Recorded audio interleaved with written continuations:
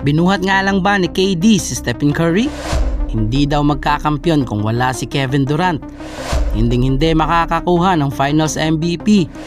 Lahat ng yan ay hinarap ni Stephen Curry at pinatunayan niya sa lahat na mali sila. Tara ballers, eto ang kwento nung taong 2022, ang paghihiganti ng Warriors at ni Stephen Curry.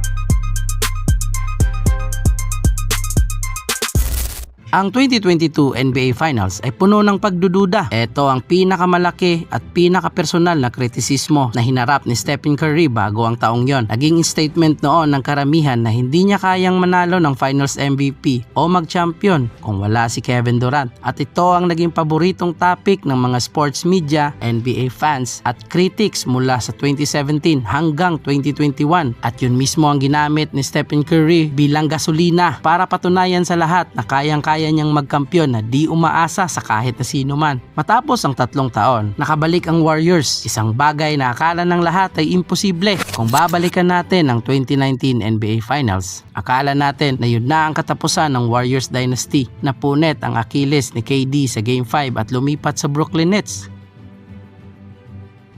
Napunit ang ACL ni Klay sa Game 6 at naging out sa buong 2020 season. At ang Golden State ay pumagsak sa pinakailalim na posisyon ng NBA. Isang milagro nga kung maituturing ang pagbalik nila sa finals at isa lang ang tanging layunin nila, ang magkampiyon at maibalik ang dynasty ng Warriors. Sinimula ng Golden State ang 2022 season na may sobrang init na 18 wins at 2 talo lang partida. Wala pa si Klay Thompson yan. Bumalik si Klay noong January 2022. Nagsama ulit ang Splash Brothers at may kasamang bagong sniper na si Jordan Poole. Handa na ulit ang Warriors sa digmaan sa playoffs.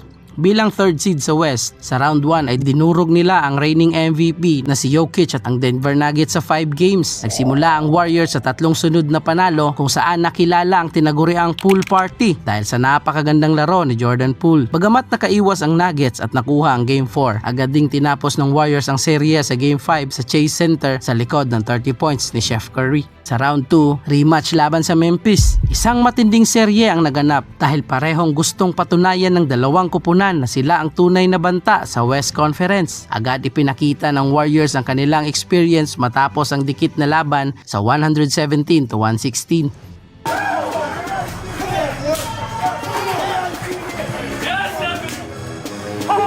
Ngunit bumawi ang Memphis sa Game 2 sa likod ng magandang nilaro ni Ja Morant at naitabla ang serye. Sa Game 3, sumabog ang opensa ng Golden State nang talunin nila at tinambakan ang Grizzlies sa 142-112. Kahit nakabawi ang Memphis sa Game 5, tinapos ng Warriors ang serye sa Game 6 sa score ng 110-96. Dahil sa panalong yon, muling nakapasok ang Golden State sa Western Conference Finals matapos ang ilang taong paghihintay.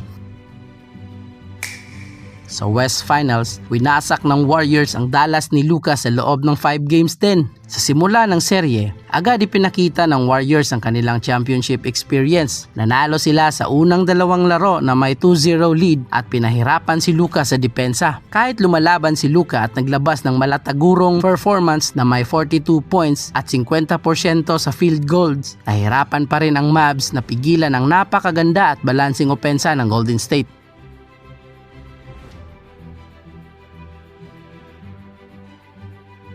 Sa Game 3, nagpakita na naman si Luka ng impressive na laro matapos magtala ng isa na namang 40 points at 11 rebounds. Pero hindi pa rin sapat dahil nakuha ng Warriors ang panalo at nabaon ang Mavs sa 3-0. Side to Wiggins. Goes by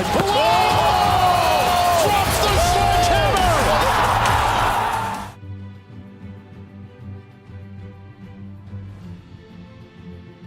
Hindi sumuko ang Dallas at nakakuha sila ng isang panalo sa Game 4 kung saan gumawa si Luka ng almost triple-double na naman na 30 points at 14 rebounds. Ngunit sa Game 5, tuluyan ang tinapos ng Warriors ang serye matapos ang pag-activate ni Klay Thompson sa kanyang marksman mode at nagpaula ng 8 3-pointers sa likod ng kanyang 32 points. Grabe!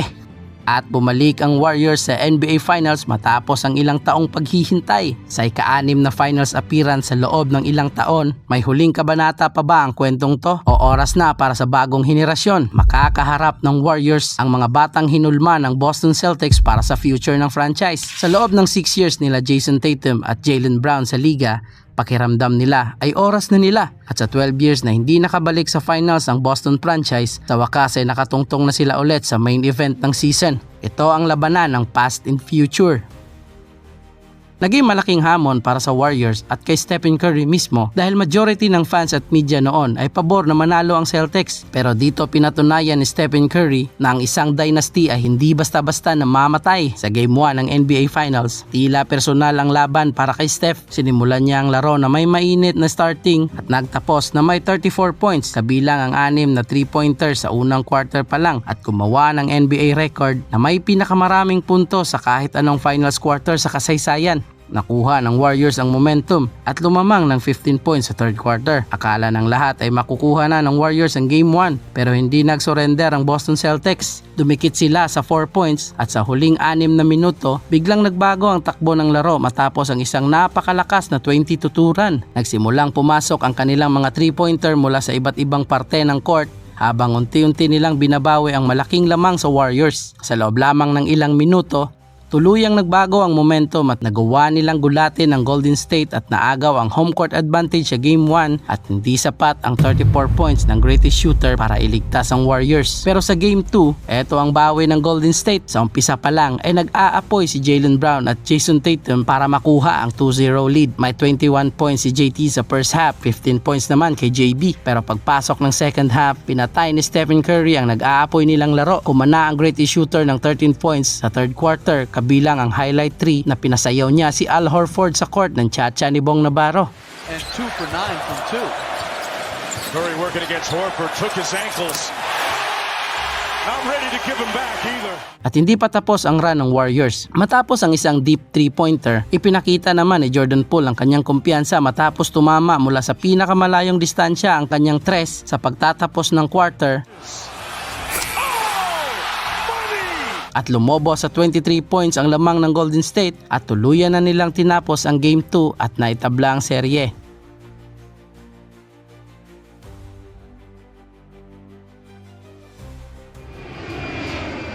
Sumagot ang Celtics sa Game 3. Sa simula pa lang ng laro, agad ipinakita ng Boston ang kanilang determinasyon. Sa likod ng kanilang matinding depensa at magandang opensa, nakagawa sila ng 17-point lead at natapos ang first half na may hawak na 12 points. Pero pagdating ng third quarter, muling nagsimulang uminit si Stephen Curry. Sunod-sunod ang kanyang mga 3-pointer para unti-unting dumikit ang Warriors. At sa isang amazing sequence, gumawa si Curry ng napakalayong tira mula sa 3-point line na may kasama pang foul mula kay Al Horford. Nakuha ng Warriors ang free throw at dagdag na possession at matapos ang pasa galing kay Porter Jr., sinundan pa ito ng isa pang malayong 3-pointer. Isang bihirang pagkakataon kung saan ang 7 points ay nakuha ng Golden State sa iisang possession lang. Ngunit hindi nagpatalo ang Celtics na natili silang kalmado sa kabila ng paghabol ng Warriors. Pinalagaan nila ang kanilang lamang at yon ang rason na nakuha nila ang panalo sa Game 3.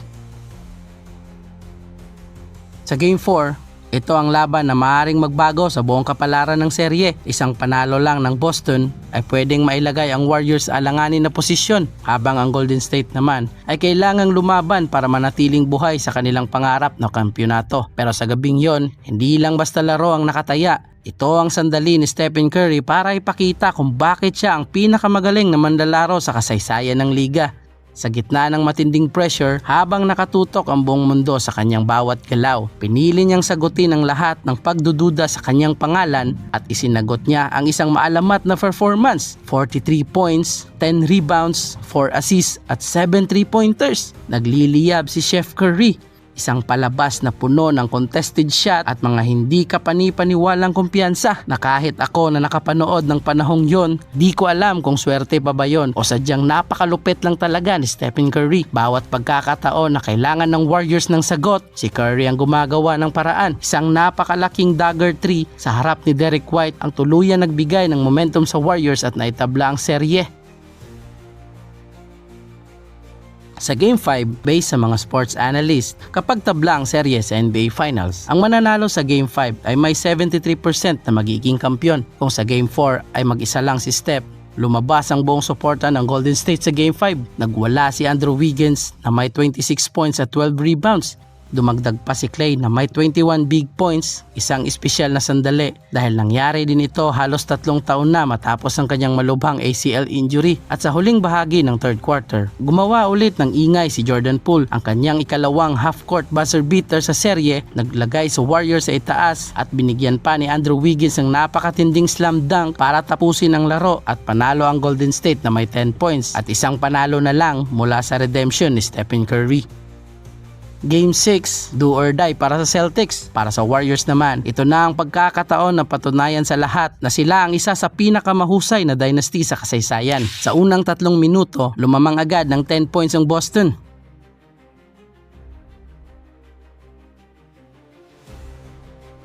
Sa puntong yon, ang Golden State ay may baong momentum na galing sa Game 5 at nakahanda ng sumabog anumang oras. Sa huling minuto ng first quarter hanggang second quarter, gumawa ang Warriors ng napakatinding 21-0 run at nabura ang kalamangan ng Celtics mula sa tres ni Draymond Green hanggang sa napakahigpit na depensa at transition open ng Warriors. Pinaulanan ng Golden State ang Boston sa bawat sulok ng court at 15 points ang abante sa halftime.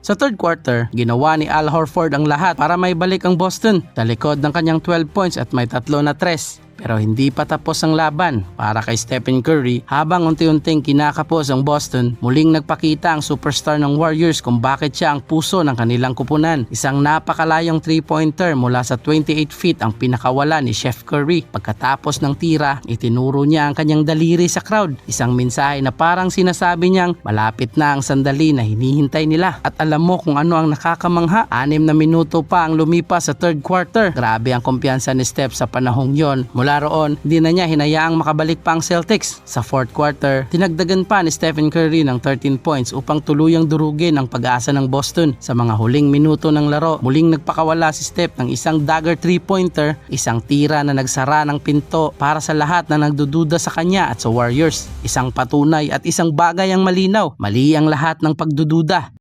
Nakuha ng Warriors ang ika-4 na kampyonato. At sa wakas, napatunayan ni Steph sa lahat na kaya niyang makuha ang Finals MVP na hindi dumidikit sa pangalan ni Kevin Durant. At pinatunayan ng Golden State Warriors na hindi pa tapos ang kanilang kwento. Mula sa mga taon ng pagkabigo, sunod-sunod na injury at pagdududa ng marami, bumalik sila sa tuktok ng NBA. Ang tanging tanong ngayon, hanggang dito na lang ba ang Golden State Warriors o makakabalik pa sila?